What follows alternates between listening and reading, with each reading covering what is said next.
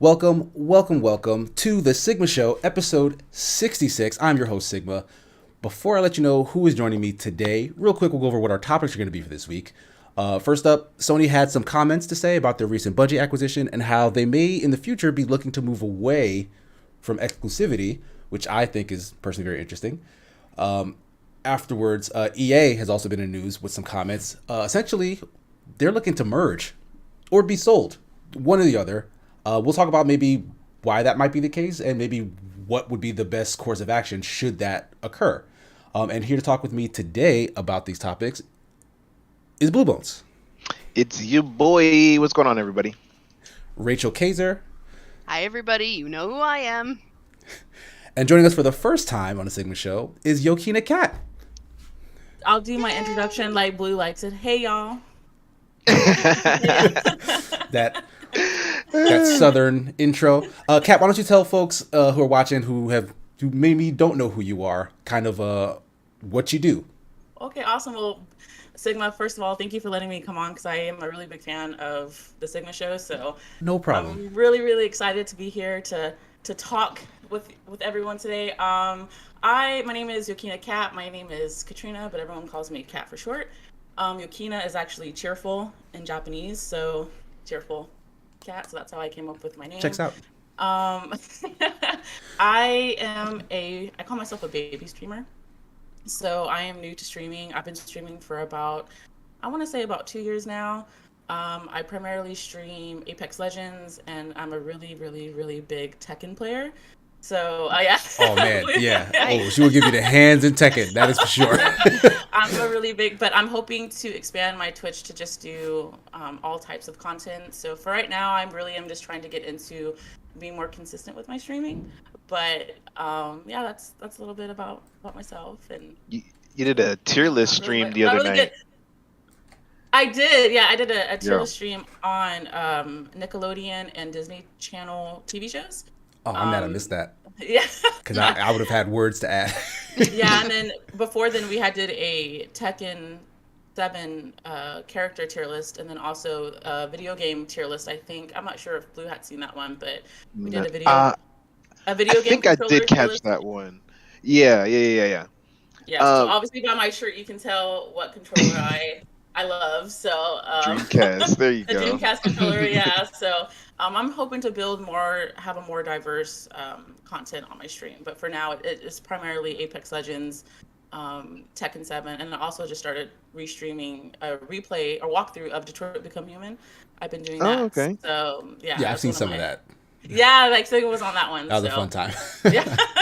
But thank you for having me. Yeah, anytime. Drop a link in chat. I want to follow. Oh, absolutely. Yeah, I need to do that. It's like, we'll figure it out. Blue, you can put a tag in there for me, right? I got you, bro. All right, so Blue's gonna drop the link in chat. But yeah, we'll start off our show like we tend to do with kind of what everyone's been playing. We'll catch up a little bit. There aren't a ton of topics in the news, but I think it'll be a fun conversation anyway, right? Mm-hmm. Does anyone have any watched shows, any games, any books, any music that they've been listening to that they want to discuss? Oh, he said music. Yeah. I got stuff to talk about. I need to listen to that. I know what you're talking about. I need to listen to that. I think I know what you're talking about.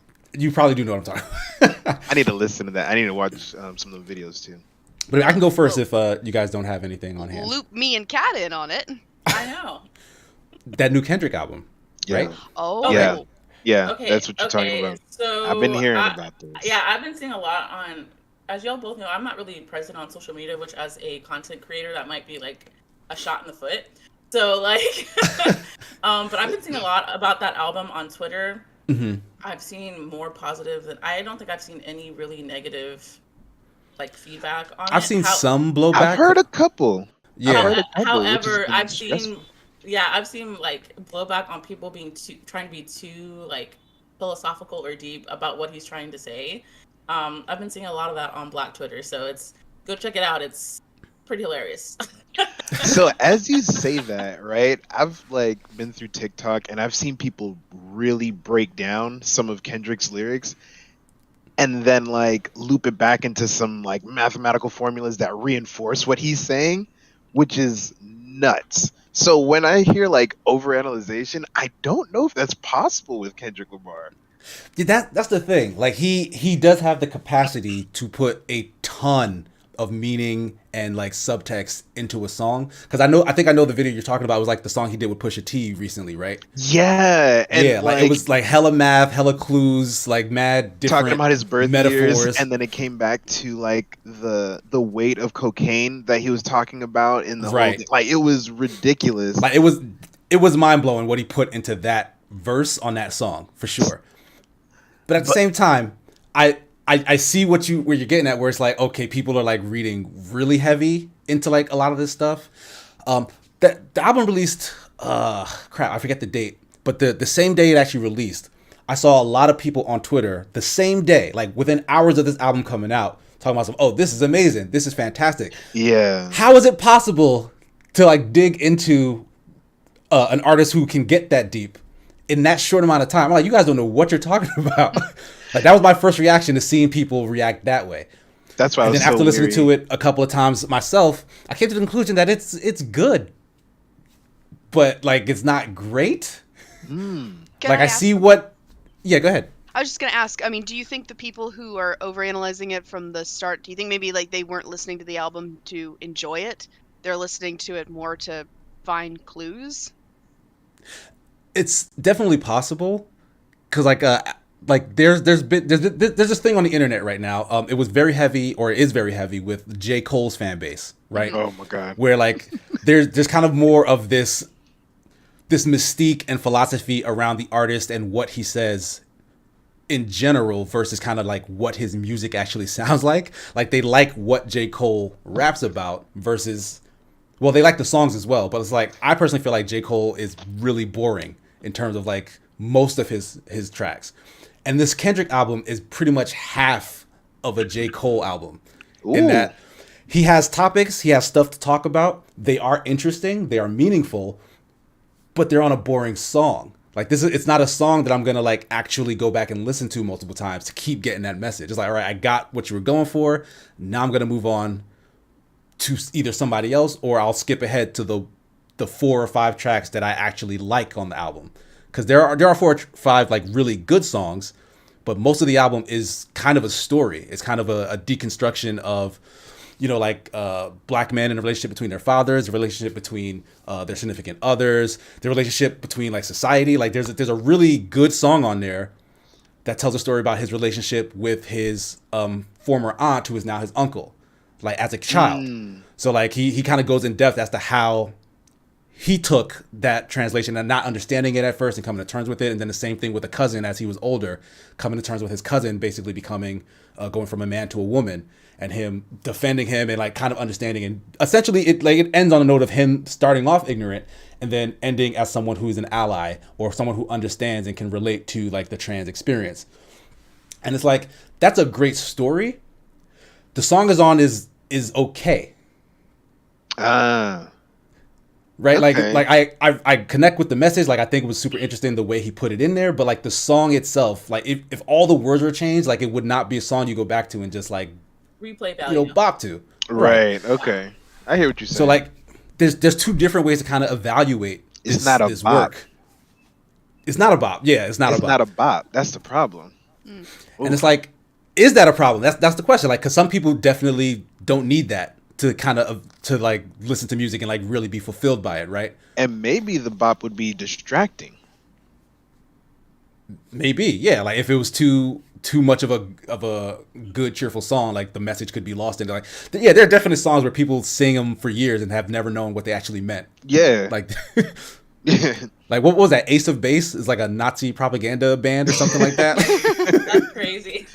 Yeah, no. Like, I saw the sign, all that. Yeah, but, it wasn't. But yeah, that's kind of my takeaway. Like I've been listening to it over and over for like the past week or so since it's been out. Like, and yeah, like I gravitate to specific songs on the track list, and several of them, even though I can see that they are meaningful. Like "We Cry Together" is a song that's about a toxic relationship. Like it's him and a woman basically cursing each other out the entire song. I cannot listen to that. Yeah. Like I get what he's going for. I'm not gonna put that on over and over again. Yeah. Like it's too much. I feel that.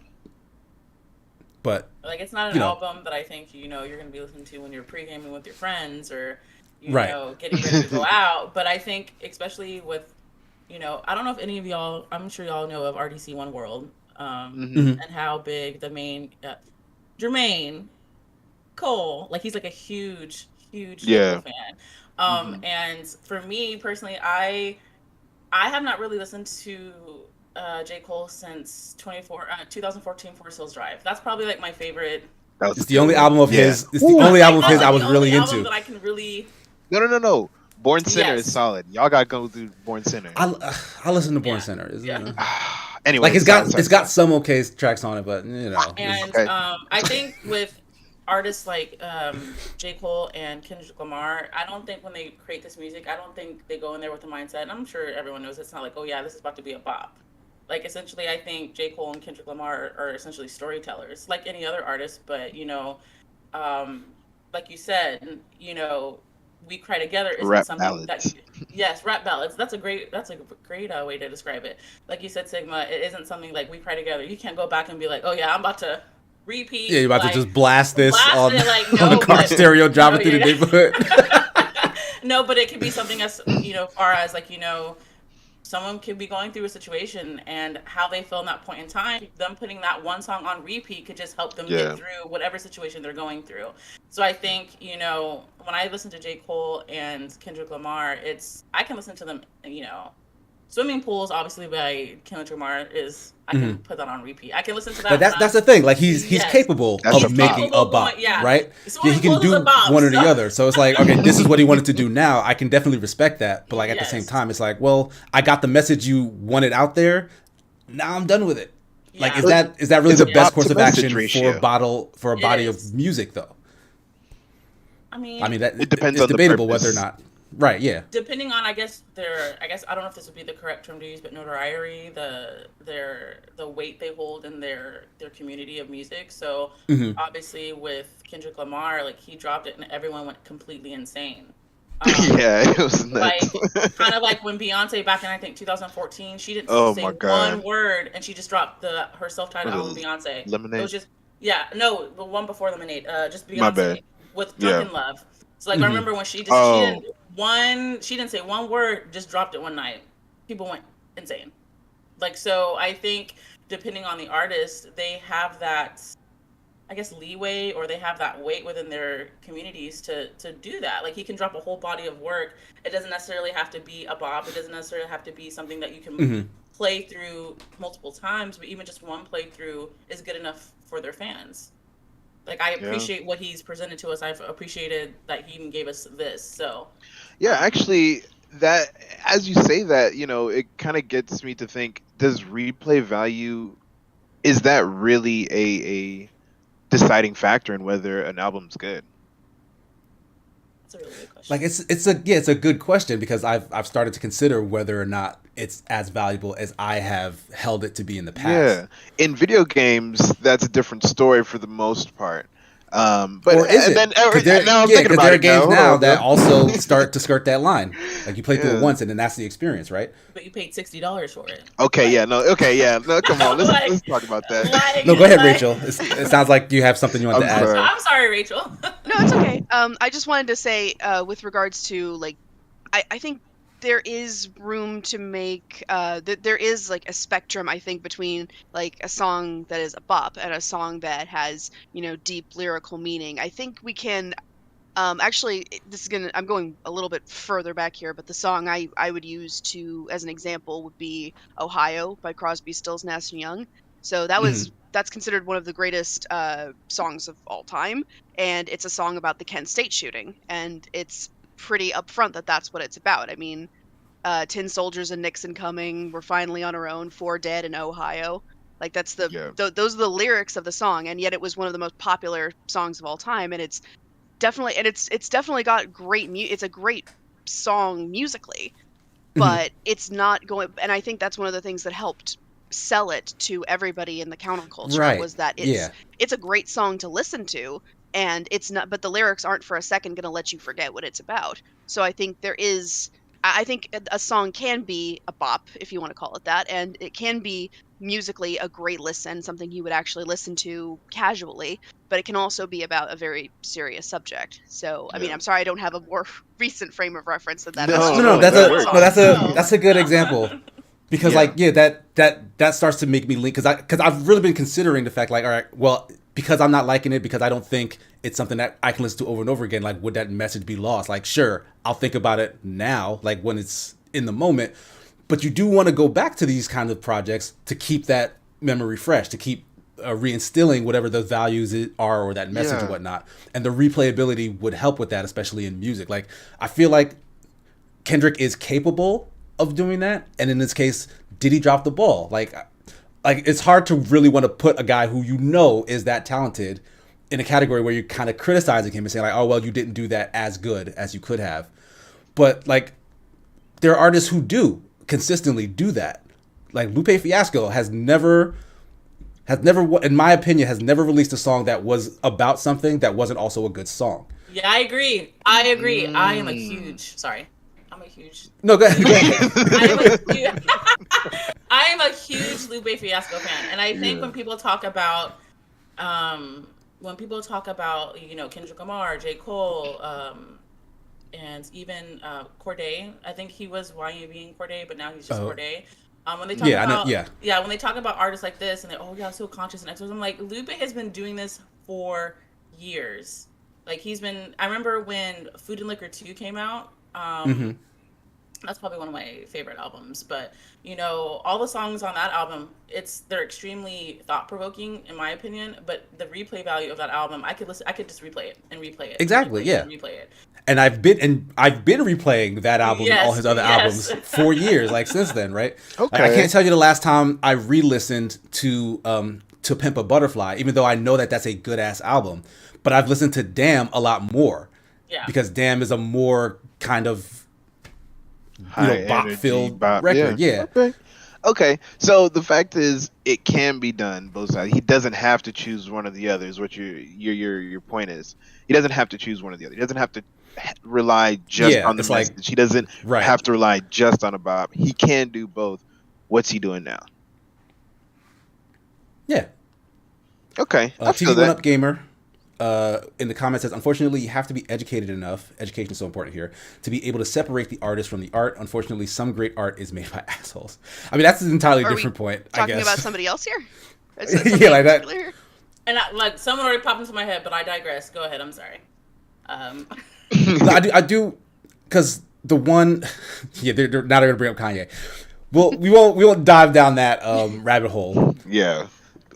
But I will say, like, there was a little bit of controversy levied at Kendrick for that Auntie Diary song, the one where he talked about his trans uncle, right? Because in the song he used certain terminology that is not favorable to the LGBTQ community and whatnot. And not to like be super defensive of like his use of those words, because like I know that they're hurtful to that community.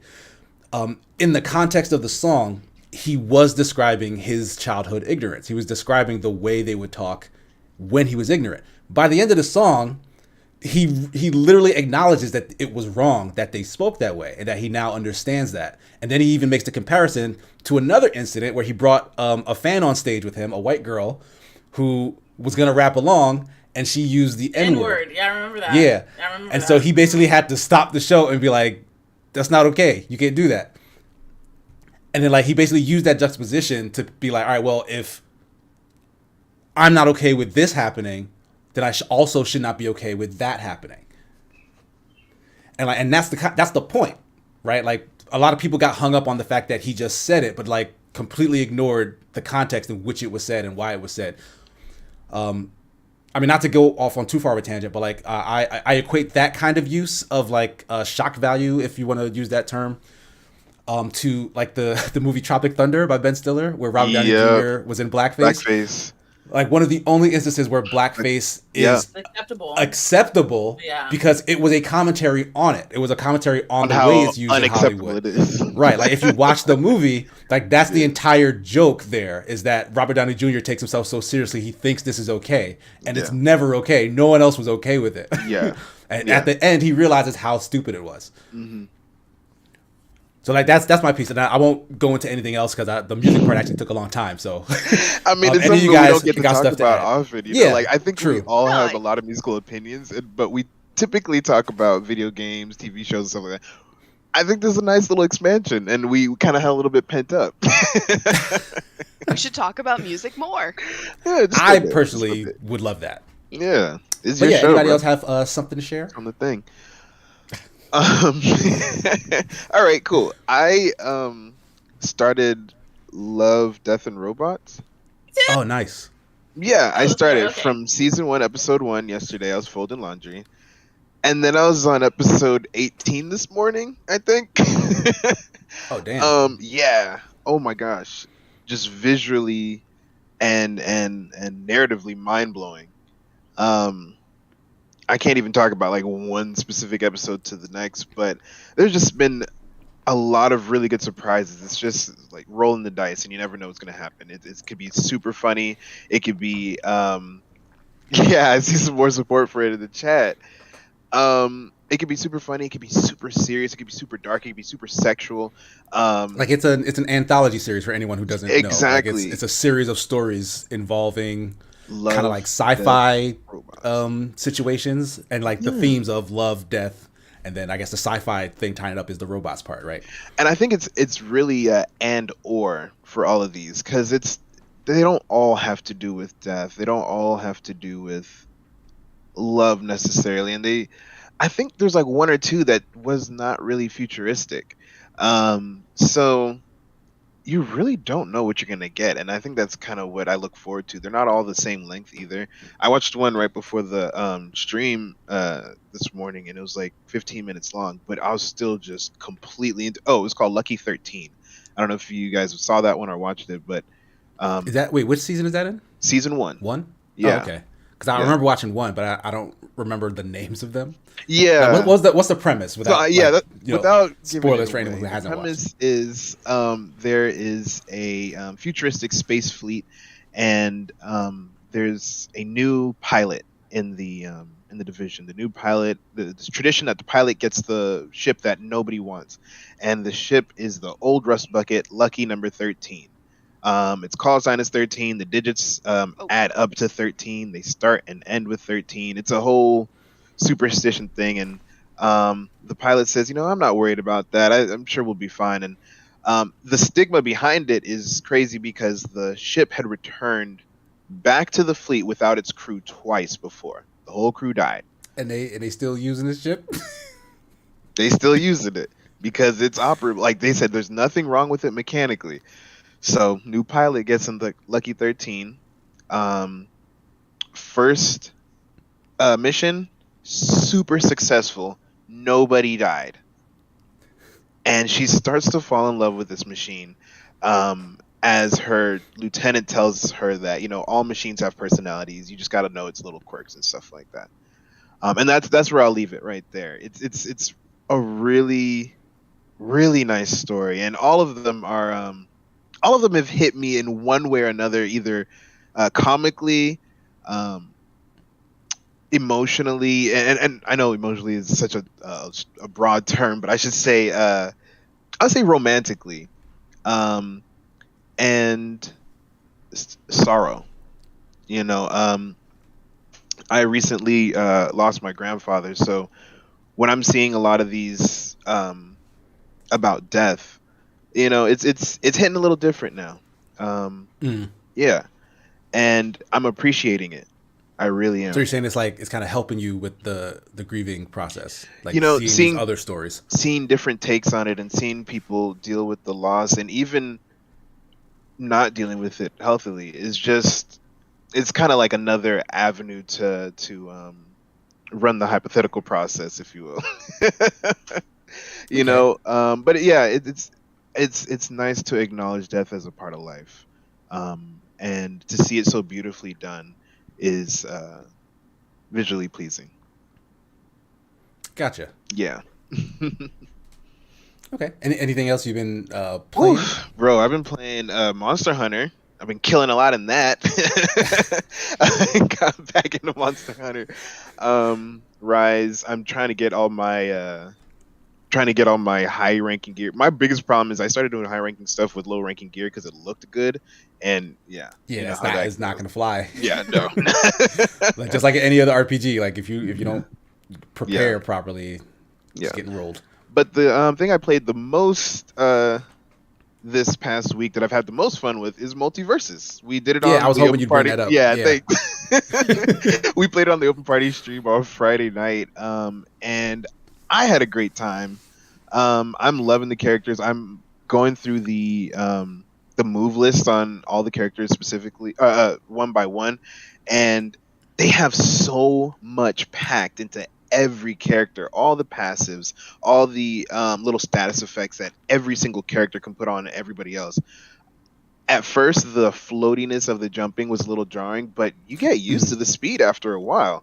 Yeah, Um, it somehow feels simultaneously slower and faster Faster, than yes. Smash. I think because you can pull out more moves as you're falling than you can in Yeah, Smash. it's super aerial based, whereas like Yeah, Smash has characters who excel in the air and characters who excel in the ground. Pretty much the entire roster can just hang out in the air for a long time. So but like in most of different the fights, ways. yeah, like kind of just are airborne. It's like Dragon Ball Z in that way. Like everyone's in sky fighting for no reason. But most of these characters would fight in the sky. You know what I'm saying? They would be that crazy with it. And that's what I love. Like they really embraced the craziness of every character. I love how Velma can push anybody because that's what they would do in Scooby Doo. If they're running from a monster, it doesn't matter if there's an elephant in the way. They'll pick up that elephant and they will push it, right? That's what Velma would do to Superman, and it makes sense. I love it.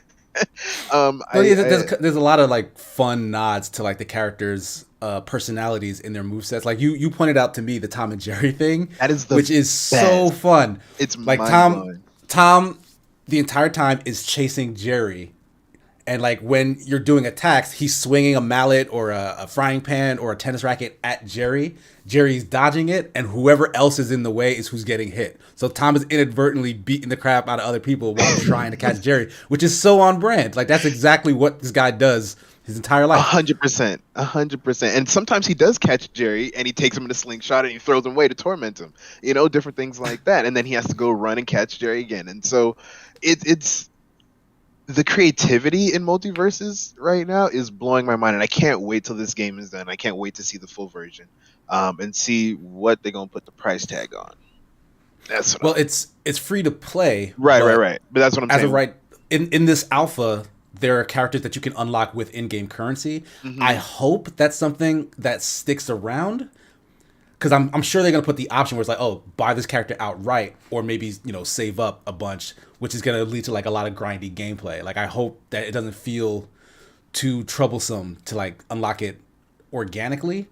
But like as a free to play game, they're gonna be nickel and diming you for all sorts of stuff. But like it's Well, kind of stuff that I'm gonna want. yeah, that's the thing, right? There is a lot of content that I definitely want. Even the alternate skins look really Yeah, cool. there's like The throwback, skins, there's like yeah. little banners and like little decorative things.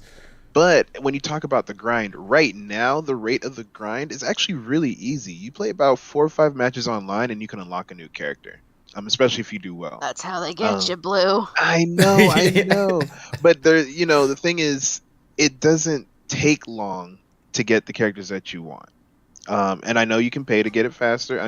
I would assume that you could pay to get it faster, and that's fine. But 4 or 5 matches online is these matches go fast. They really do. That's really like an hour and a half, maybe. You know. So I'm not too mad at this so far. I like Yeah, I it. mean, I like the direction this is going. Like this, Yeah. like I keep saying that when this was first leaked, that it sounded like the most dystopian, like sad money grab concept that you can imagine. Like, oh, the WB wants to mix all its IPs into a Smash clone. Like, come on now, that's gonna be ridiculous. And then when they showed gameplay, I was like, this actually doesn't look that ridiculous. And then when I got hands on, it's like this actually plays well, right? Like the main difference between this and the Nicktoons game, which came out recently as well, is that weirdly enough, this seems to be more focused on the nostalgia and the appeal of the characters. And then like the gameplay stuff is kind of secondary, even though I'm not saying it's bad, but like they're giving more attention to kind of the love of the characters, like the fact that these characters have fans. They want those fans to be pleased with these characters first and foremost, right? Just look at the voice actors. Right, which was a big breaking point for the Nicktoons game because they didn't spring for voice talent in that At all. And then these people Like, it brought was very the bare bones. originals. You know what I'm saying? Like what Nicktoons did was like they had access to, you know, well-loved characters. Like the concept of having all your favorite Nicktoons characters all in one game, like, is super strong, right? But they decided to focus in on the competitive mechanics, which, like, I really hate to say, like, that's what I would want you to focus on, but that's not what's going to get you the mass appeal. That's not what's going to get you the staying power, unfortunately. Weirdly enough, even though, like, Smash has existed for years and years because of its competitive scene, the fact that it's the #1 selling fighting game right now is because it has mass appeal, because all your favorite video game characters show up and that they're well represented. Mm-hmm. Like, that's the rub, and that's where the Warner Bros. Game is actually getting it right now. And I think I'm a fan. I think another battle royale game that it kind of it missed its mark was PlayStation All Stars. I think that Yeah. No, I love that game. We used to play it back in Pearl Harbor. Yeah. Yeah. I love that game. I think I do too. I enjoy it personally, but as far as the mass appeal, it does not have the same grasp as obviously as Smash does. Or like I saw y'all playing Multiverse on stream the other day, and I was honestly impressed when y'all were talking about it. I was like, really? Really? But then when I saw like the mannerisms of Jake and Finn and Tasmanian Devil, and I was like, wow, like going back to what Sigma said, it really is catering to the fan base of these characters, and the hope maybe along the line, once they grasp that, okay, we got them in with, you know, really catering to the fan base. After that, maybe they'll focus more, like you said, Sigma, on the mechanics of the actual game. You know, reeling people in more so with, you know, because the stuff is there, like the baseline is there, and like it's different enough to Smash that it has its own identity, but they didn't change the parts that make Smash fun at its core, which I think was PlayStation All Stars' biggest mistake. They changed the entire point of the fight was to build up meter and then get like kill shots, and like that's not the same energy as a brawler. I think if we were coming up with a point of comparison, I think from what I've seen of Multiverses, it actually reminds me a little bit of like Marvel versus Capcom. A sort of like here's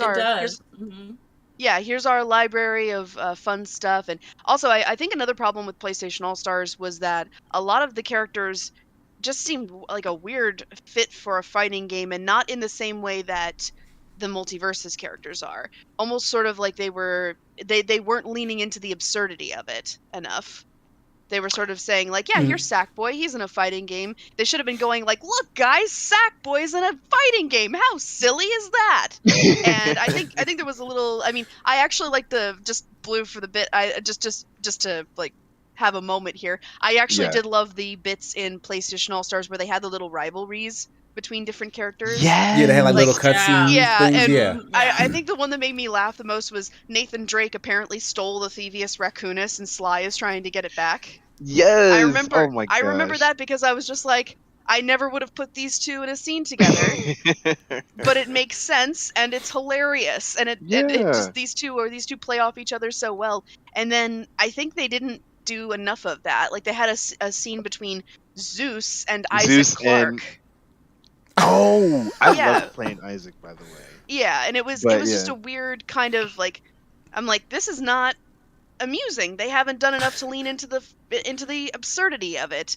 Whereas, you know, I do think, since you mentioned the Tom and Jerry thing, actually that kind of reminds me of like Phoenix's gameplay in Marvel vs. Capcom 3, where Ace Attorney. Yeah, where he's not actually Phoenix, right? Not Phoenix, the Dark Phoenix character. But yeah, where he's not actually fighting, he's doing things like sneezing or throwing sheets of paper, or Maya comes along and trips them. It's not actually the unusual mechanics. That's why it reminded me. Yeah, there's a similar mechanic for Velma, who's in the game, where she has speech bubbles where she's basically sassing you, like it'll say the word sass, and her words are what's affecting you because Yeah. she's so much smarter than you. She can like put you down, I guess, with like insults or something. Yeah. Her passive is super cool too because when she uses certain words, she can get clues to the mystery that she's trying to solve. So you see these little photographs. She goes around, collects them. If she gets 10 before she dies, she can call the cops on you, and, and the cop will go and pick up the character that she's targeting and try and knock them off the side. The character really has to struggle out of the cop car. So they say it's revealing Old Man Jenkins. I think that was the name of the passive skill. Like that's really and the thing is like with a roster as deep as the entire WB catalog, which if you didn't know includes Cartoon Network and Adult Swim. Yeah. There's a Meeseeks box on there. Like they could really pull some straight up nonsense into that game. Arya Stark is already in the game. Like that opens the door for like so many different like the joke we've already been making a joke like, oh, could we get Sarah Jessica Parker in this game? Yes. Could we get Tony Soprano. Yes. I want to see it all. You know Harry Potter's coming. You know what I'm saying? Yeah, I think I think some stuff leaked already about like some Harry Potter characters. Mm-hmm. But like there's so much that they can put in here and how different they are and how they can adapt them and make them feel unique. It's exciting. Like it's the same kind of energy from the big Smash reveals, right? Like the thing that like would be like, oh, this is an event in gaming. Like all the headlines would say like, oh, blah blah blah has been introduced in Smash. Like they could do this forever with this WB game with the amount of characters they have in there. So, I mean, I don't know if that's a good thing or a bad thing because it can maybe start to go off the rails a little bit. Huge roster. Yeah. And I think when you said how Adult Swim and these other that are under the WB, when you said that, my mind automatically went to Aqua Teen Hunger Force. Like I can see Bruh, oh my god, in this game, or the Oblongs, or yeah, there's so much. There's so many characters. There's so many characters that could be added to this. Like you said, it would still give that exciting, character reveal. I will say they're not doing the obscure thing though. Like what the Nintendo games will do is like, oh, this is a character you haven't heard about in 30 years. We're gonna give them new life in Smash, and then they become more popular because they're now in Smash. Everyone in Multiverses, at least right now, is very well known. So like they're not giving you deep cuts, at least not yet. So if anything, like a popular character will have like a deep cut reference, like, oh, this is a costume from this specific thing that you know. Yeah. One of the things I did want to highlight about this game that's, different from most of these other brawlers that we've been playing, there's a large component to every character for allies. And it's supporting. like a co-op based they definitely focus on they focus like 2-on-2 teamwork. is like the actual main game type that they are building all these characters for. I like to play Steven Universe. He's a support character. And what I have to do a lot is pay attention to my ally to see if they're getting beat up, because I can bubble myself and them at the same time. See what I'm saying? So that's a different kind of gameplay than what I'm doing before, where I'm solely looking out for myself. Even if we're doing 2v2s in Smash, I'm really not stressed about what my partner's doing. I'm just getting there, getting the kills where I can. But this really makes me look at it in a totally different light. If you're running two support characters, you guys got to know what your knockouts are and really cover each other. There's that role aspect involved that makes you really think about your gameplay, and I like that. Yeah, and it's definitely a differentiator that can set it apart enough from Smash, where it's like, all right, if I was a person who played a lot of Smash, well, I can also play a lot of this too. Like I can go back and forth rather than have to pick and choose. Like, all right, well, this isn't as good as Smash at doing the same thing, so I'm going to stay with Smash. Like, no, they're like, all right, we'll cut out our own little corner here for like this team-based thing. So it's encouraging. 100%. But does that do it for your game stuff? Oh my gosh, it's still my turn. Yeah, no, definitely. Sorry, I am done. Okay, Rachel. Well, I don't have a whole lot to talk about. I mean, I have bits and pieces to talk about with regards to like games, movies, that kind of thing. I did want to say, some of you probably heard about this already. I know Casey already knows, but I got married last week. Well, this week. Congrats. Congratulations. I heard you say husband earlier. I was like, wait a second. Yeah, he got upgraded this week. Yeah. I was like, let me not ask. Maybe she's gonna say. I like how she said that he got upgraded. I like that, Rachel. Yes. He did, yeah. I like that. But yeah, so it wasn't I apologize for not inviting everyone. It was very quiet. We just went to a courthouse and got married by Justice of the Peace, I who cried was about it. extremely excited to marry us. So it was Aw. very it's hard awesome. not to smile when a 6'2" older Texan gentleman comes into the courthouse in full judge paraphernalia and says, "Do you folks want to get married?" It's like it's just a fun, it was just a positive interaction all Yeah, around. I love 'Cause that I energy. thought we were gonna get like a justice like yeah sure whatever, sign the Oh, paperwork, no. send you on your way. But no, he was very happy. He was very excited. Mm. And Nice, I'm that's a guy who glad. loves his job. Yeah, and I'm glad you were able to have that experience. It kind of just adds to your experience of, I know a lot of people want that big wedding with, a venue and a church ceremony. So I'm glad that Justice of the Peace was able to add a little bit more excitement to your day. So congratulations. That's really exciting. Thank you. Yeah, I mean, just You to be clear, we are gonna have like a ceremony at some point just to celebrate with our family and friends. And the plan is for at some point, because again, I think Casey knows this. Blue, you might remember this as well, but my husband is here on a K-1 visa, so Mhm. basically a 90-day fiance situation. So there really Yeah. wasn't time to plan a huge thing. But now that Right. we are actually married on paper, he can stay here, and we can plan for parties further down the line. And the hope is that in a few years, when we've had more time to plan, we can have a big like belayed reception, and everybody can come and we can have fun. So Awesome. that took up most of my week, I will say. As far as games go, I actually this is not actually my experience, but my best friend, I finally got her to play my favorite game, which is Bayonetta. Oh my goodness. So, and she just finished it. She had a great time with it, and she was saying something about the ending, and I was like, well, should I spoil it for all of you? Or I mean, it's a Over 11-year-old Bayonetta 1? game. Yeah, like come on. Yeah, Yes. we kind I of just deserve said- it at this point. I kind of just said, girl, you just punched God into the sun. And we had a bit of a back and forth about Bayonetta's sort of, I guess, sex appeal, and she Mhm. was saying she wasn't sure why it didn't bother her, and because usually like fan service in games, it's kind of it's cringy, especially if women are not your preferred gender, then it can be Mhm. very cringy to watch. And I told her that my theory with Bayonetta is that when she's sexy, when she's being sexy, it's when she's being powerful at the same time. Usually a lot of fan service is designed to make women look vulnerable. Like it's a lot of women like Yes. bending over, or like even Parasite Eve has a shower scene apropos of nothing. Which that's one of the weirdest scenes in a game I actually really like, is just random shower scene for no reason. Yeah, But- it's the Perfect Dark advertisement had like they had a live action advertisement where there was a actress playing Joanna Dark, and it starts with her getting out of the shower for no reason. Exactly.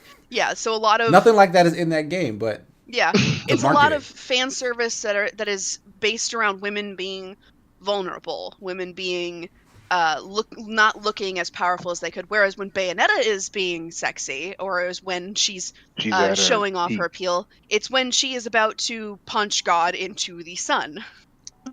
I can see it's- that. Okay. Yeah, that's That's part. I interesting. think that's definitely part of it as well. And it also, makes a lot of sense. it's an attitude thing, I think. And yeah, so that was not really a thing that I did, but let me see what else.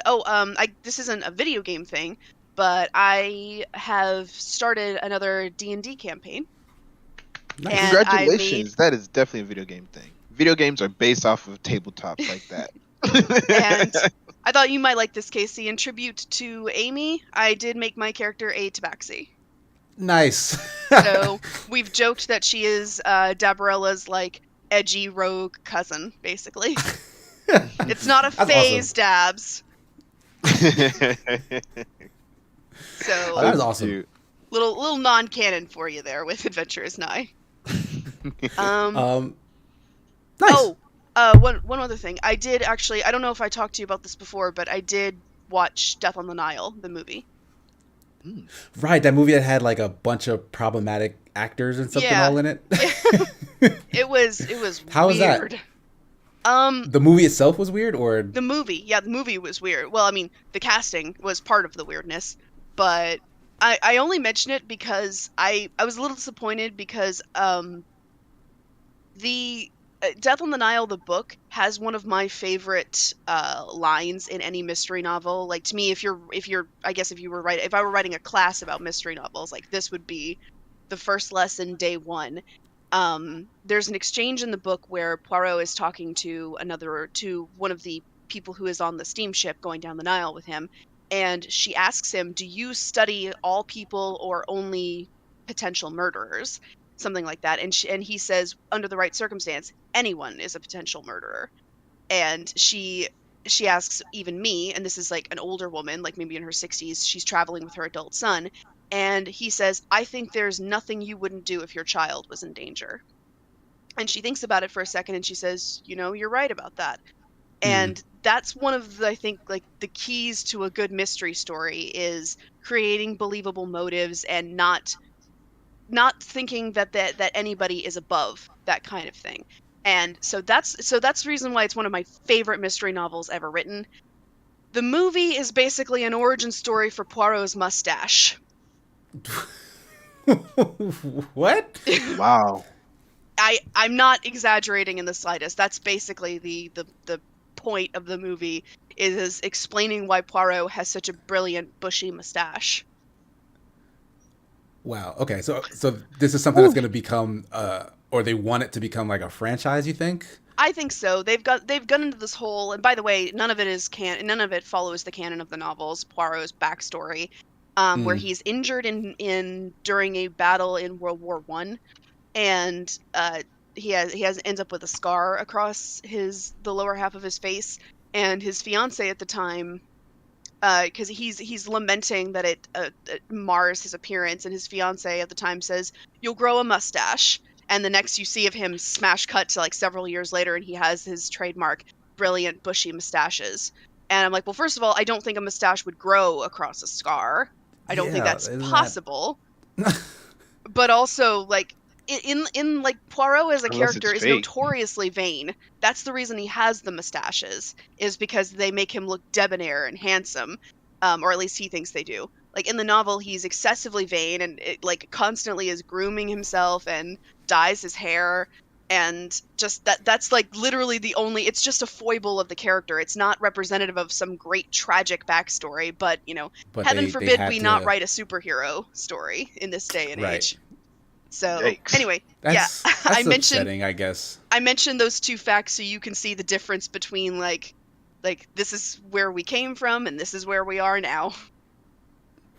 Right. That's there's been a lot of that, right? Like, 'cause the Halo show just wrapped up, I think, and a lot of folks are also lamenting that because it didn't stick too close to the source material, which wouldn't have been the worst thing if what they ended up doing actually made some sort of sense. Like, I've not seen it myself, but like the complaints are out there. Yeah. And the news stories are out there about like what Master Chief is getting up to, which just seems wildly out of character for him.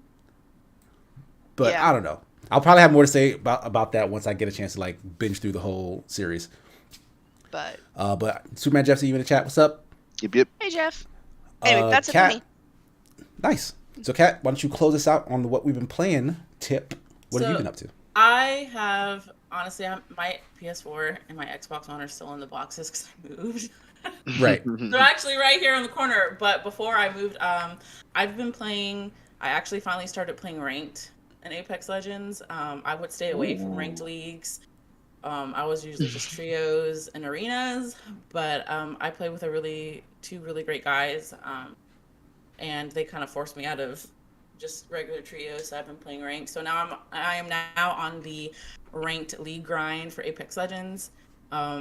It's a rough grind, I will say. So it's like noticeably different than the. Oh my god, yeah! Like, I'm fighting for my life every time I enter a ranked match. In ranked, it's especially since it's crossplay. I played on my brother's PC actually through his Apex account, and there's just I love my little PS4, but there is such a huge difference in Mm. gameplay. Like Yep. I noticed that my aiming was like increased and improved like tenfold within like hours, just a couple hours of playing. It was Like you're playing ridiculous. mouse and keyboard when you're on Yes, PC, right? I was playing mouse and Mm, keyboard, so I was just kind it's of like, different. I was like, huh. I don't know. That's how they be I mean, playing. I might it's make this easier. change. Yeah, I It's might have easier to to make this shoot. change. But I've done a lot of grinding on my PS4 account. Lifeline is my main. Everyone, There you go. that's my main legend. But I've been playing that, and then also I've been playing with my friends. I like fell in love with this game. It Takes Two. Yeah. Yeah. I played I've through a been big chunk playing of that. it. Oh my god, I'm in love with that game. I started Um, playing it with the wife. It's cute. Isn't it fun? Like, and it Yeah. really, really, truly does focus on teamwork. Like, if you're not Mhm. talking to the other person you're playing with, then you're not going to get anywhere in that game. Like, you really do have to communicate with whoever you're playing with. And the really cool thing about it is if one person owns the game, then your other person can play on a game pass, on a friend pass. So not like, only one person has to own it. So it's actually a really, really fun game. And I've really been enjoying it. But recently, because I haven't unpacked any of my games, I've been playing a lot on my Nintendo DS XL. Oh, there you go. Yeah. Oh dang, that's the throwback. You know what's funny? Like I took this to a shop and they said this is worth like $200. Like my DS What, that XL, particular color just the or 'cause just XLs in general? this one because of the condition that I kept it in. Like it's just such in great condition that they would buy it off me for like $200, and someone's like, "You should totally just sell it." I was like, "No, I love it too much. I love Yeah. my little. This is the one I've had since Pearl Harbor Blue, like this one." So, Okay, I was gonna ask. yeah, Like, it looked yeah, familiar, but I was like, "Oh, yeah. that's nuts." So Good job.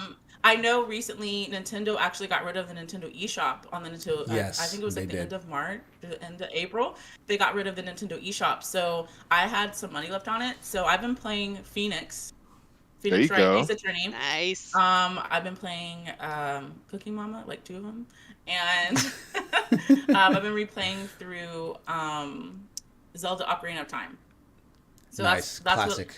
so that's what I've been doing on this one for video games, and then also, like I said, I've been playing doing a playthrough again on my stream of Detroit Become Human. We kind of touched on that one, Sigma. I think that game is beautiful. Like I'm such a big fan of that game. However, what were you talking about, Sigma, on my stream? Like it's like it's metaphors towards social justice and stuff, or like they're kind of they lay it mixed on, and yes, they lay it on extremely thick to the point where Yeah. it's extremely obvious. I see what they were trying to do with it, but I think they did it to the point where it was,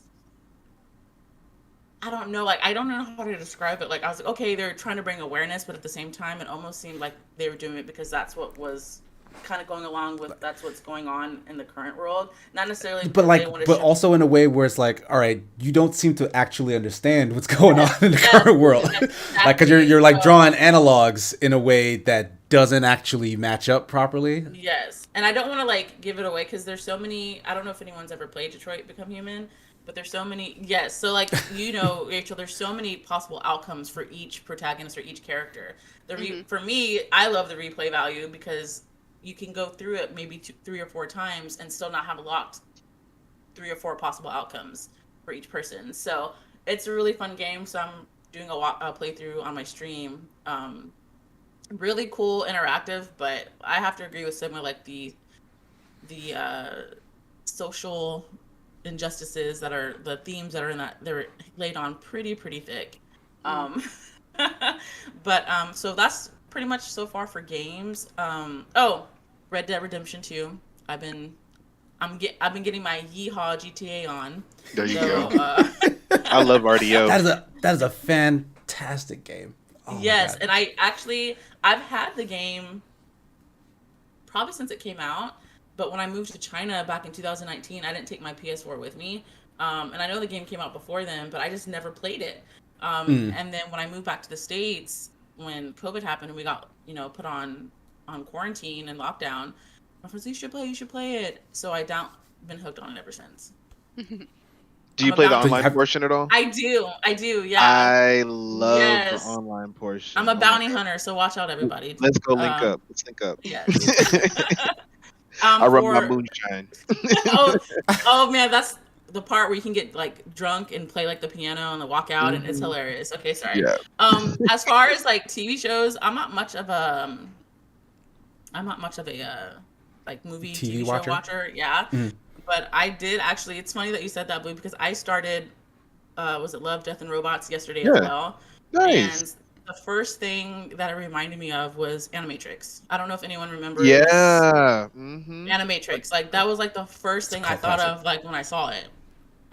So my favorite one so far was When the Yogurt Took Over. Yes, because Brain, the voice actor for Brain from Pinky and the Brain, narrated this whole like scenario where dairy ruled over the world. Yeah, it was nuts. When the Yogurt Took Over, that was probably one of my favorite ones. And then also Mason's super Rats. cute and dark. I didn't get there yet. I'm not gonna say anything about that one. I'm gonna say it is not what you expect it to be. Like it's half of them are not though. Yeah, you start a certain way. Okay, like this is cool. Oh my gosh, this person was dead the whole time. Oh Lord, or you know what I'm saying? Yeah. So yeah, I enjoyed it. I got through the first 2 seasons last night. So watched it. So it was a really cool thing to watch. But nice. I've been more so like on a like early like 80s, early 90s like movie kick. Like I've just been really into like watching movies from like the 80s and 90s. So I don't know why I'm not much of a a current. It's funny, like I guess I'm a creature of habit. Like several years from now, you'll be watching movies from today. Is what you're getting. So. Yeah, I guess so. Like I guess so. I just when I find something that I like, I'll kind of just go back into that time period. So like if I find a couple movies from the 80s that I'm really into, then I'll start looking up other movies from the 80s and watching them. So I'm a bit of a.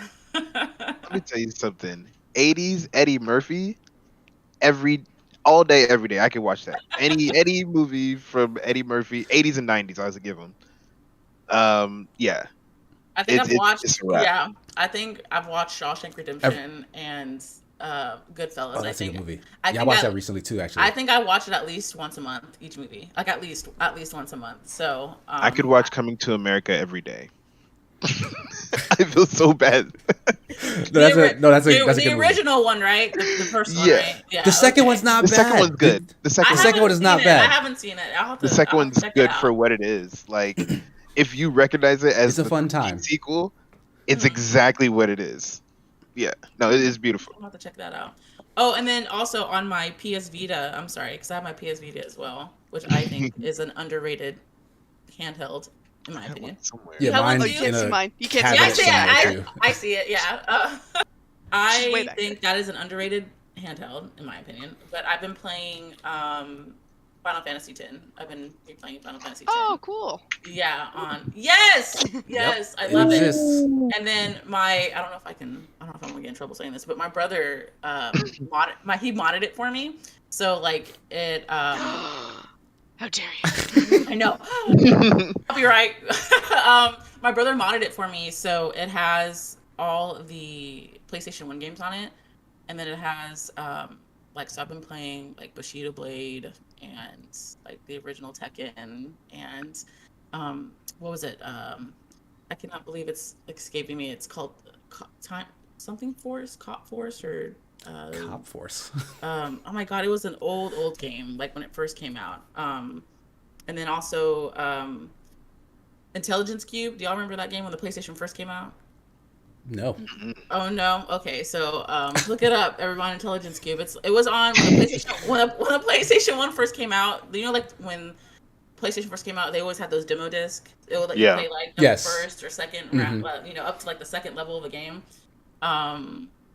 Overrated system. Jeff is trolling. you gotta know when to ignore that bit. What? You see how I looked at my other monitor? I was like, he's trying to get you. I was like, this has got to be the first time this has happened when more than half of the people in this call own PlayStation Vitas. I own one too. I just don't have it in this room with me. Yeah, well, I mean, we all. I mean, that's got to be. I mean, obviously we're all enthusiasts, so that's why. But at the same time, like the PS Vita is like. If the PS Vita were a person, like their ears would be burning right now. Like I've never had this much attention. people of culture, I see you're a woman of culture, Rachel. See, Jeff, you just totally distracted me. See, oops, trying to finish. Like, now I don't remember what I was talking about. Go ahead and ban Jeff. Intelligence Cube. Yeah, so on the demo disc in PlayStation, Intelligence Cube was one of the games that you got to play like up to like I think like the 3rd level. And I just remembered as a kid, I was probably maybe 9 or 10. No, I took that back. I was like 7 or 8. I keep forgetting that the PlayStation 1 came out in like 1995, which is crazy. It is crazy. I lived in Japan when it first came out, so I remember it was just the coolest thing ever. Oh my god, there's 4 games on a disc. But Intelligence Cube, Crash Bandicoot, Bushido Blade, and Metal Gear Solid: The VR Training. Yep. So nice. Yeah, nice. but yeah, that's pretty much all I have for video games. Nothing much. I really do want to start. Nice. I gotta hook it up my PS4 because I know I'm way behind in Apex Battle Pass for season 13. So you'll get there. I believe in you. Thank you. So that's gonna do it for what we've been playing. Let's move on to our first topic. There's only 2, so don't worry. We won't be here for too much longer, I don't think. Our first topic is some comments that Sony made in regards to their acquisition of Bungie. The fact that they own Bungie now, but Bungie essentially is allowed to continue to make multi-platform titles is a deal that we've not seen from Sony in the past. And they basically said like it's a sign of them attempting to move towards a more multi-platform future. This coming from the guys who eat, sleep, breathe exclusives. Like their entire business strategy has been built on the strength of their exclusives. So I'm just curious for all you guys who may or may not be big Sony fans. Does this make sense to you? Like, and do you see this as a viable strategy? Because personally, I'll start things off. I've always wanted this to be the case, like for both Microsoft and Sony, to kind of just let go of the reins of their exclusivity and kind of make it so that their games can sell everywhere. Like you sell more when more people can buy them, like just point blank period. But I don't know. The exclusive thing has worked for them. Like they are the dominant platform. They sell more consoles than Microsoft, their direct competition. Like we won't talk about Nintendo right now because they're kind of always in their own world over there. So like they're still in lead, even this generation, even with Microsoft having some momentum behind it because of Game Pass. Sony is still in the lead by far. What could be pushing this shift then? Well, I'm sorry, may I? No, go right ahead. I think part of it is that I mean, it's not a surprise that they're trying to diversify a little bit because they've been doing that for a little while. We've been seeing that with its move towards, getting some of its former exclusives on PC, and it's also moving towards Apple. It made a deal with it hired somebody who used to work at Apple Arcade to move towards mobile as stuff, well. Right? Yeah. And I hesitate to say it's in response to Xbox Game Pass because I think it's something they've been thinking about for a while. But I think it's the same sort of thought process, which is that they want them to be out there more. They want more exposure for their IPs. I don't see them loosening their grip on exclusivity quite yet. I mean, you'll notice that they have said that they're not going to be putting their exclusive launch when things launch exclusively on PlayStation or any of their first party stuff. They're not going to launch it on PS Plus, for example. Right. I think I don't want people to hear like, well, we're interested in being more multi-platform to think Sony exclusives are coming to Xbox. It's like that's not going to happen. Yeah. I think it's more of like the sphincter is opening a little bit with Sony in this case. I'm using the word deliberately in this case. I'm sorry if I grossed anyone out, but that's how I think of Sony. I think in this case they're reading the room. They're reading that there is a little bit that the whole like, yes, you can only buy certain things exclusively on PS5, especially in an age where most of us can't get PS5s. I mean, ignore that in the background there. Don't pretend that doesn't exist. But most people can't get PS5s. I think they're starting to just open up a little bit, which is amusing to me because, yeah, that's historically not how they've been. But yeah, it's not how they've operated, but they've been so successful operating that way. I'm just like, like you said, like they've been starting to move towards this path, but like, what is maybe your hypothesis as to why? Well, my hypothesis, I mean, yes, they have been successful. I'm of the opinion that every company thinks there's always more success to be had. So I think I think the general notion of like, well, what are ways that we can earn more money? That's just a general sort of that's regular meeting topics at any business. So I'm not surprised that that they've come up with ways like, yeah, let's try diversifying a bit more. Let's try getting our content on PC and mobile. But part of me does wonder if maybe part of it is the pandemic and also that Xbox's game plan this time around is so solid. I mean, I think the Xbox strategy is pretty solid this year. I mean, last time the PS4 did great, but it's not difficult to be great when the Xbox One is your competition. Yeah, So like I think they completely dropped the ball. yeah. Sony So just yeah, and not to mention the didn't trip. Wii U. That too. Yeah, you're right. Yeah. So Both their biggest competition were kind of just phoning it in. yeah, it was Sony's game to lose that generation, and they didn't lose. But I think in this case, they're seeing the way the competition is looking, especially the Switch, and Xbox's strategy is again looking pretty solid this time around as opposed to what it was last generation. And I think they're like, let's deploy some of those plans that we've been working on to maybe try making a little more money this time around. Let's try different strategies. I mean, because they really don't have. I mean, they're not. They have the money, and like you said, they have the brand success. So they can get away with. They can now go ahead and try these things, and it's not as big of a risk as it would have been. Right. Okay. How about you, Blue? I see the gears turning. Yeah. No. Honestly, I've said for a while, Sony's got a big gun. It's got a lot of ammo, and it's called exclusivity. And exactly right. And I think it goes in line with what you're saying, Rachel. They have to. They got to start shooting in different. They have to start using different weapons. Everyone's seen this gun for generations, and now with the pandemic, that's slowing everything down, including consumers' incomes. Right? They can't be as expensive and exclusive as they used to be. I think that's really what it comes down to. It's not a viable strategy anymore. So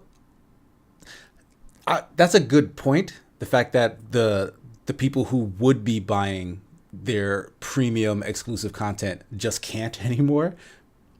But the question then is, like, maybe on the mobile side, them trying to go promote the mobile will maybe help make those transactions more frequent but smaller numbers.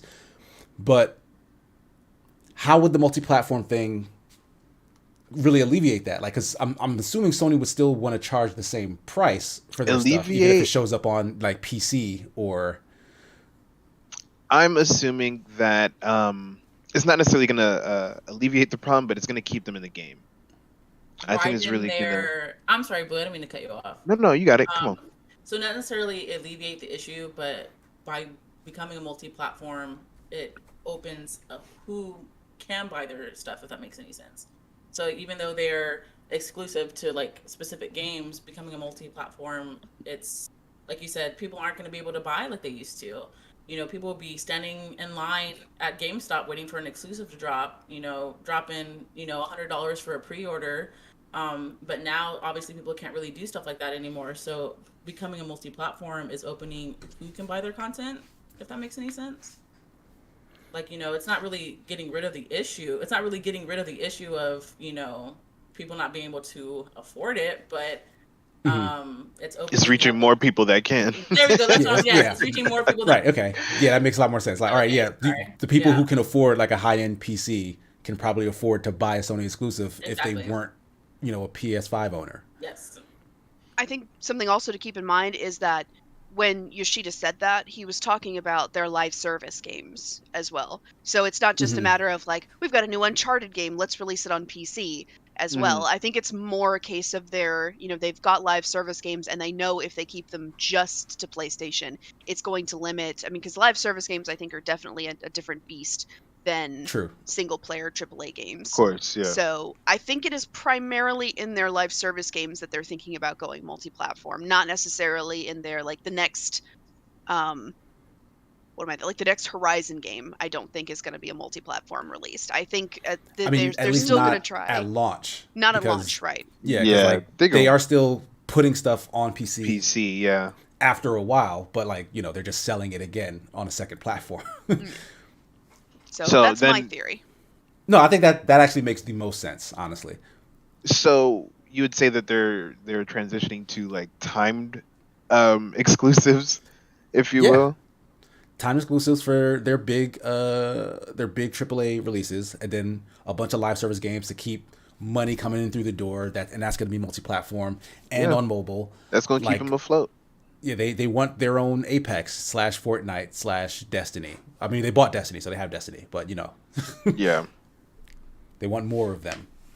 Which honestly, again, live service in a bubble is kind of a really good idea, but when the entire industry is making multiple live service games, it's these are going to eat each other. Because people can only play one game at a time. Exactly. It's going to become extremely saturated. It's already saturated, right? And Sony intends to saturate it even more. Ubisoft intends to saturate it even more. They got plans to do the exact same thing. There was one game. I'm sorry. I didn't. There was one game that I played the beta for it, and I haven't heard one thing about it. Hyperscape. Yeah. That's dead now. We was in there. Yeah, I was. It's dead now. That's I played it with you. That's right. I played the beta with you. I was we streamed that. We did. Yeah, that was Ubisoft's take Fortnite. On a battle royale game. It was fun. Yeah, it seemed cool. I wanted to check it out, but then it just didn't get legs. So it's that kind of just goes back to what you said, how it's already extremely saturated market for that live action or that live kind of game. So Sony's got their work cut out for them. I feel if they're going to be entering into this, it's because they kind of did that. Destruction All Stars game was a launch title, and it didn't do anything. Bro, I don't even remember. You don't even remember this? It was a car combat, character driven. That was a Sony joint. Didn't make any impact whatsoever. Oh my! I only remember the title. It's like the Shazam movie. Did it really happen? No, the Shazam movie was good. Stop. I love Shazam. That was great. It really happened. I liked it. But what I was gonna say is, I'm sure the data's out there, but I would be interested to see. There has to be legit a finite amount of hours that people put into gaming, let's say per day or per month, right? Mm-hmm. And that's got to be quantified somewhere. How much time are people spending on, let's say, Destiny? How much hours? You know what I mean? And how does that change over time with new releases and different things like that? I'd love to see that kind of graph change over time. And because, like I said, it's a finite. It has to be close to a finite amount. Dropping off the amount of players will change it, but at the end of the day, I'm assuming it's not really fluctuating super high, super much. Super much. Super much. Lampy in chat says, I don't see Sony putting out 4 to 5 live service games, though I can see them putting out 1 or 2 of them. They have 10 in the works, Lampy. Yeah, that. It was already stated that they had a lot. They stress. But I mean, they may not all come to market, right?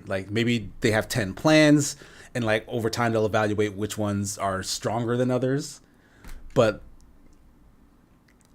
even if you're counting, if Sony releases 1 after all these acquisitions and whatnot, they're still in control of 2 because they own Destiny. So they'd be in direct competition with themselves already. And that's not even counting all the stuff that other companies are trying to do. Because Ubisoft, like I mentioned earlier, is also trying to turn all their stuff into live service games. Like they have a bunch in the tank already. They have a bunch that are already out, and then they're going to turn their biggest franchises like Assassin's Creed into live service games. Like that's already going to happen. So it's money out there already. I think it's in their best interest to make sure that they diversify the genres of their live service games as much as possible. That's what I I think. guess. That way they Yeah. don't. Because if you have somebody who's playing Destiny all the time, you don't want them competing. You don't want them tempted to go to another game that's in the same vein, right? Because they're only spending time on one game or the other. You want to catch the dude that's doing a farming simulator to give him, time on your platform and on your game. So that's why I'm saying you want to Not catch Farming people that aren't. Simulator. I'm just saying, something completely different. So you bring But them I mean, all. but those audiences are different. Like the farming simulator audience probably doesn't spend as much money as like the shooter audience, right? Most- Or do they? I don't know. I don't actually know. And that's the question. But like right? these different genres, like, and all of Is these it- genres, I don't know if all of them can work in live service. Like some I think are better than others. I was just giving an extreme example of a genre that has nothing to do with another one. But No, but I think like Lampy in the chat was making the same point. He says, but it depends on what the live service game is. A non-shooter isn't really in competition with Destiny if you market to people who don't want shooters. Like that's true. But like if everything's a live service, like does that work with all these other genres that people can be fans of? Like I don't know. It remains to be seen, I guess. Like I know there's many live service games that have come out and have been kind of different and unique that have just not gone anywhere. But then there are some that were in the exact same genre and also have not gone anywhere. Like it's kind of a crapshoot. It's like back in the MMO days when everyone was trying to be World of Warcraft. yeah. Now everyone wants to be Fortnite. Pretty much. Oof. Ugh. Sorry. But Yes, You're thank right, you. though. My You're so sense right. of my sense of You're so exactly. right. but on that note, let's move on to our final topic. Yay. EA in the news talking about possible sales or mergers. Apparently, and this is like EA hasn't like said out that they were trying to do this. Someone basically leaked that this was something that EA was up to, right? So essentially, they were shopping themselves around to a couple of entities. Disney was name dropped. NBC Universal apparently got somewhat far in terms of negotiations, in terms of a merger or an acquisition. Like they were going to dump NBC Universal. Disney I think was going to dump some portion of its company and then have that merge with EA to form some new company that EA's current president would then be in charge of. Because it's It's a bailout. EA wants more power. Like that's kind of the like EA isn't necessarily looking to get out of games. They don't feel like they're on the back foot, like they're very successful in their eyes. But they see everyone else is getting a lot bigger and EA wants to rapidly get a lot bigger. So that's kind of what is fueling this speculation. My question to you guys is, in the current landscape, does this make sense? And if it does, who makes the most sense? Like, who should EA be looking to possibly link up with in terms of a merger or be acquired by? To me, I'm sorry, I didn't mean to. No, go right ahead. To Jump in. me, Sigma, like I don't like reading what going through these articles, and it kind of sent me down like a rabbit hole. I clicked on one article and then I went to the next one, and it really doesn't make sense to me. I don't know, like even reading off one of the articles, he talks about how we're proud to be operating at this position of strength and growth. I guess in my head, I'm thinking if it's not broke, don't fix it. Kind of like mindset. Like if you know that you already have, we have over 500 million players, and we're built around a powerful IP. Then other than it being money, obviously, because obviously you're in business to make money, like bottom line, right? So if nothing's broken, if you're doing just fine, what's the purpose other than just wanting more money if you don't see them steering away necessarily from what their bread and butter is, which is games? So to me, I guess like I don't think it really makes much sense, but at the same time, I'm not a business savvy type of person, so but to me, it doesn't really make much sense that they would. But as far as who it would go, I guess should absorb them or who they should I guess, partner with or be bought from. I would Mm-hmm. say Disney probably makes the most sense to me out of the ones. But again, like I said, to me, it really doesn't make sense that they would be absorbed or partner with anyone. That's just me, Okay, though. so you don't see them getting comfy with any other entity based on their own personal success. Like they're big enough, they're Yeah, fine they're like enough you're fine on your on own. their own. On your own. Okay. I don't So- necessarily. I'm sorry. Go ahead. No, go ahead, Rachel. I was going to say I don't necessarily agree that they're fine. I think they're saying that they're fine. They're saying it's like, yeah, we've got strong IP, we've got great development teams, we've got a lot of players. And I'm like, yeah, how much money are you making? You'd brag about that That's if you true. could. Yeah, and because when you said it, for no reason other than money, I think the answer is money. I think the Yeah. answer is they see that there are companies like Zynga and Activision Blizzard that are being acquired for staggering amounts of money, and they think they're in that same bracket. I mean, I think it is. I think being acquired is sort of the dream for any company. I think that's, as much as a lot of these organizations like say they would want to be independent of a larger company. I think at a certain point, the money becomes very attractive. The promise of Mm-hmm. a large amount of money, a large influx of capital, sounds very attractive. And I also don't think EA's IP is quite as powerful as they want everyone to believe. I think there's a little bit of, and also I will say, at least with regards to Disney, the problem with Disney acquiring them is I think they've already massively disappointed Disney because they basically Yes, with squandered the Star use, Wars deal. use Yeah. of the Star Wars license. They also split with FIFA over the sports games, Mhm. I was and going to talk about that too. yeah, exactly. I'll let you go into more depth about that because I mean that's just I think in service of the point, which is that I don't think EA is in as strong a position as they want to claim, and it does, assuming of course that these stories are um, even close to being accurate, then the Mhm. problem seems to be the price. I don't think the companies that they are going to and saying, "Would you buy us?" want to pay the price that EA is demanding.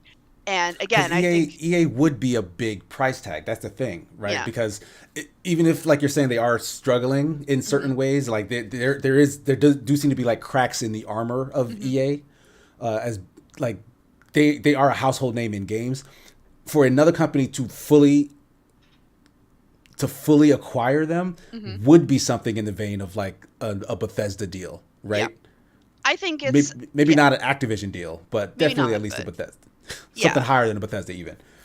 yeah, I would definitely, I would definitely say that. I mean, I don't necessarily think they're going to everybody with their hat out saying, "Please buy us, please buy us." I don't think they are desperate to be bought, but I think that because they've seen that this is a great environment for M&A, I think they are sort of putting feelers out and saying. I mean, it wouldn't surprise me in the least if they were putting feelers out and saying, "Hey, is anybody interested? Look at all this great IP we've got." And they do have Yeah. great IP. They do. Go ahead, Blue. Yeah, no, I feel like they're kind of like, all right, guys, I know we've been messing up, but you guys know me. Who's with me? And I think that's what this leak is saying. Like, who's with me? I know we've been messing up, but you guys know me. We've been through thick and thin. We've done some good things. We've done some bad things. You know us. EA, it's in the game. You know what I'm saying? Like, who wants me? What's the number? That's what I feel like. And obviously, this is a leak, right? So it wasn't like a public announcement. But that's what this is kind of saying now. Yeah, like no, like it's sort of like because Hell, Ubisoft as well is also putting feelers out. I mean, at least the rumors say so, right? Like, Yeah. it seems like because of all these recent acquisitions, every other company in the game is kind of just wondering, like, well, if they were bought for that much, how much am I worth? Right? And like, even if they're not interested, it's almost like kind of a vanity thing almost. Like the companies, like they want to get a number to kind of rank themselves. Like, oh, well, if they were worth that much, that would mean if we got acquired by somebody, we'd be like around this much. So maybe even under the cover of corporate darkness, you go to some colleague and say like, hey, how much do you think that they would pay for this? And that kind of like rumor mill is like circulating around. Like, I wouldn't be surprised if that was the case. Like, it's just like they might be content, like Kat is saying, but I don't know. I'm kind of with Rachel in the terms that like I do think EA would probably be more comfortable as a bigger entity than they are now because of how big all of their contemporaries are becoming. Like EA was probably on pace with Activision Blizzard for a long time, but probably just before the Blizzard stuff, definitely they were like the same level of size, right? The Activision Blizzard King thing kind of blew them up to a degree where EA wasn't really on the same level anymore. They probably want to be back there. Yeah. So I can imagine even like going off of what you're saying, you know, they're trying to figure their worth. Activision Blizzard probably walking around like hot shit right now. Like nobody. Why wouldn't they? What? Why like, wouldn't they be? Sir, do not look in my direction. I'm worth 69 billion. Please. You know what I'm saying? And that's kind of like how they're talking to. I would imagine the attitude is. So that's kind of what EA might be like trying to see. Like, yo, how close to that are we? You know. But I mean, it does seem like because the thing that this article states that they were pushing for wasn't even really the acquisition part, but more so the merger part, because like they still want to be a company. Like they don't. It's not like the energy doesn't feel like they want to toss their company to someone else. They essentially want to become a new, bigger company. Oh yeah. Mm-hmm. Right, like they want to merge with someone who has capital and interest, but not necessarily gaming under their library. Like they're tangentially involved, like Amazon, like Disney, right? The Disney thing seems weird to me though, because Disney, for all the stuff that they've done with video games, they seem to keep pushing it off. Like they'll buy a studio, they'll destroy the studio. They'll send out licensing deals, they'll end the licensing deals. Like Disney doesn't know what they want to do with video games. Yeah. So I just think that's a weird company to go to, but I mean they're probably one of the biggest pockets in the room. So, and they probably owe them. They probably owe them. They messed up. Where my money at? Where my money at? I feel like I think I compared Disney to like Debo from Friday. Like I don't know why they're just like the big villain. I don't know why I look at Disney that way. I don't know. I mean, probably because they are sort of a big villain. Like they are they gobble up lots of. Yeah, I was just they gobble up. I was literally just about to say that they absorb so many. You know, they absorb so many companies and you know it's just like I just look at them as a villain. Like I think of Big Bad Disney. I guess is when I look at them. So I'm sorry. I digress. That's okay. Like one final thing I'll say here is like based on the companies that this report says that they've been shopping to, like they're all sort of companies that have been fledgling and like I mentioned with the Disney thing, kind of failing on the game side. It does seem like EA's plot here is like, look, you want in this company, we know what we're doing. Give us the control and the money. Like give us the money, the control, we'll make stuff that you can then get dividends off of. Like Amazon has been falling apart at the seams in regards to like gaming stuff. Disney has had, you know, rocky waters. Apple have been doing okay with the arcade stuff, but like they're still not really breaking, like they're not cracking over into like more mainstream things right now. Yeah. What if EA not merged, but were acquired by Google? Like, do you think, like, if EA was given... Google would put it in the ground just like they did I mean, like, that's the worry, right? Like, they don't know how to manage like, that. Google would fund it, but then would they know how to manage defer to EA's expertise in the genre? Would they be like, oh, make sure that this thing returns by this time? And could EA have enough cachet to say, like, no, that's not how this works, Google. It's going to take a couple more years, and then we can get, Google. you know, something out the door. And do we trust EA to make a good game even with Google? Right now, I would say yes.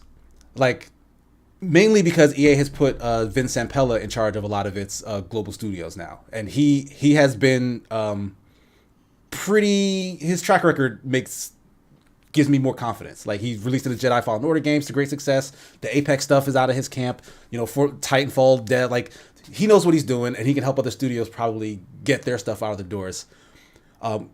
I mean, but we haven't seen anything from other studios outside of Respawn. Mm-hmm.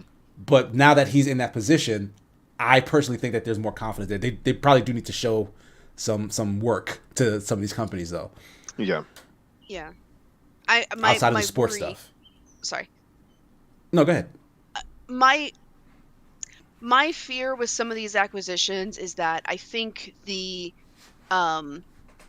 the ideal is that these studios, companies, whatever, get acquired by a big company that basically just writes a blank check to them, hands them, and then we get all the games that we want. Because I know, like, Mhm. when Embracer bought the studios from Square Enix, that was my optimistic view. It's like, oh, I want a new Tomb Raider, I want a new Deus Ex, I want a new Thief.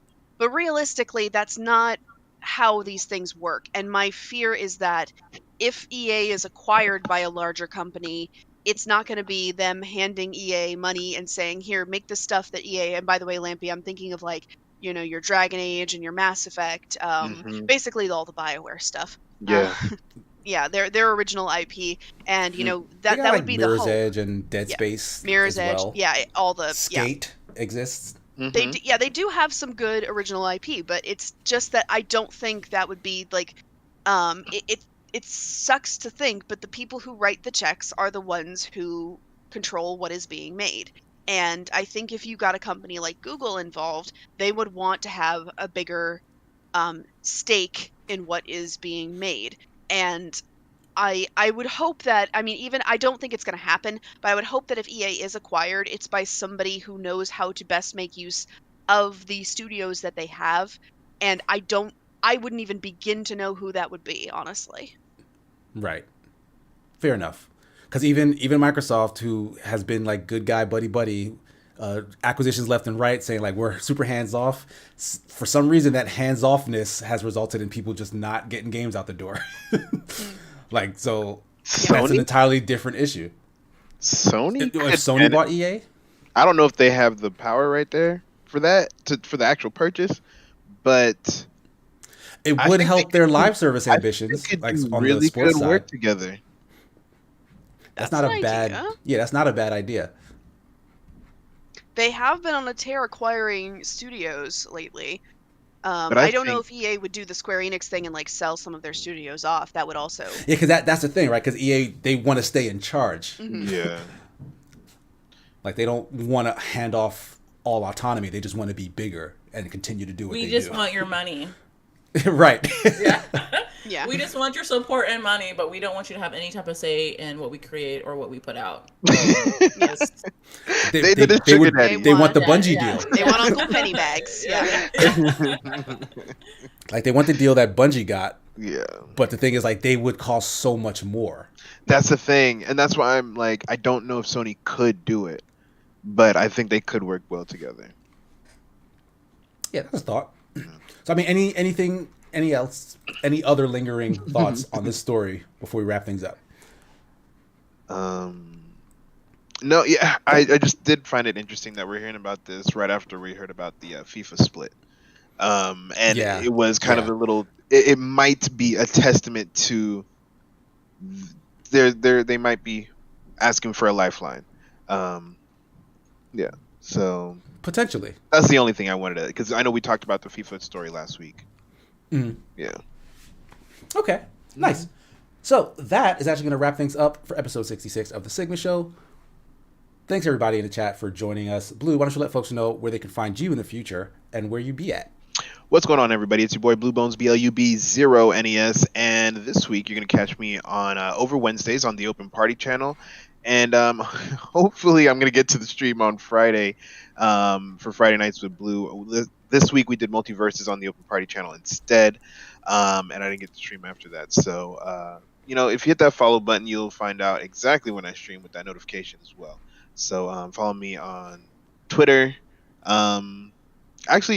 Twitter and Instagram and Twitch. Those are the main three that I'm on. So, yeah, that's about it. Nice. Rachel, what about you? Yeah, I'm Rachel Kaiser. I am a news writer over at GamesBeat, and I also write personal columns on Sunday and Monday. Sunday is my Stay Golden Sunday Golden Girls recaps, and on Monday is Masonry Monday, where I do breakdowns of Perry Mason episodes, and we've got a new one coming up tomorrow, which took me a while because I actually haven't watched the episode in years, so we're really getting throwbacks this time.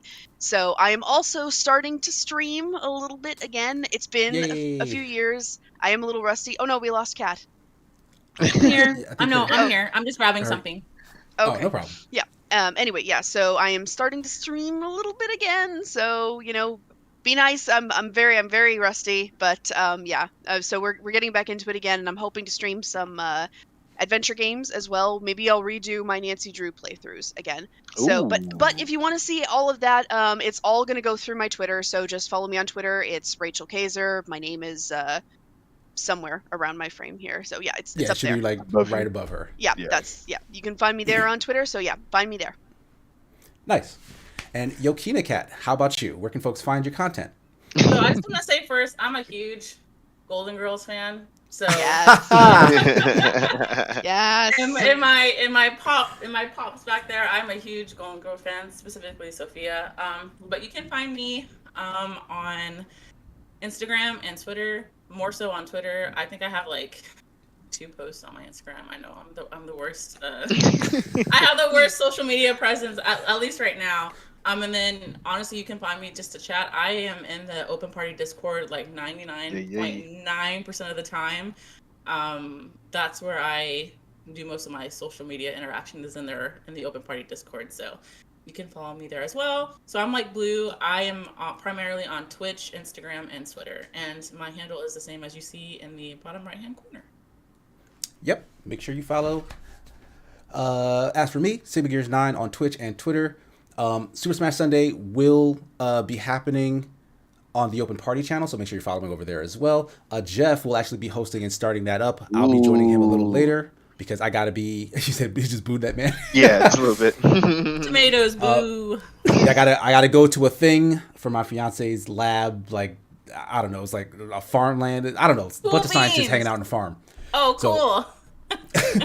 But I'll be back later to join on Super Smash Sunday.